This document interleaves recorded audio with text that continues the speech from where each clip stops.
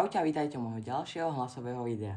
V dnešnom videu budem zase recenzovať tento Lego set a tak ja už vlastne budem obkecovať, začnem autami a nakoniec sa vrhnem na kamión a vlastne aj na ten príves.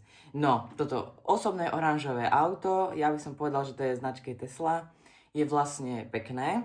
Zmestí sa vlastne do neho jedna figurka, predok sa dá pekne vytiahnuť, no mne to nikdy nejde, takže tak.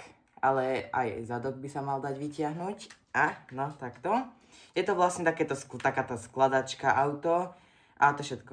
Vrhneme sa tam na ďalšie auto. Toto fialové, vytuningované trošku. Tiež predok sa dá zobrať, dá sa dať preč, vymeniť s inými autami.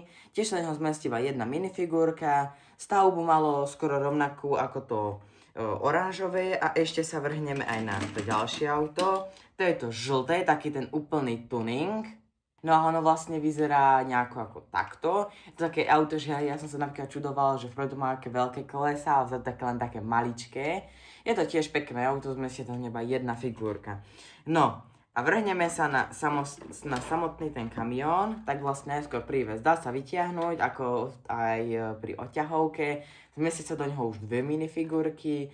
Je to vlastne taký obyčajný ťahač, má tu lekárničku a hasiaci prístroj a vlastne to miesto, kde sa to napája.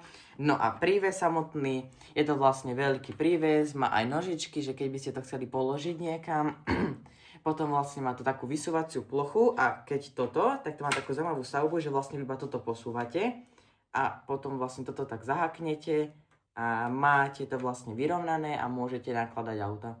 Tak to je z tejto recenzie všetko, u ďalšieho videa, čau.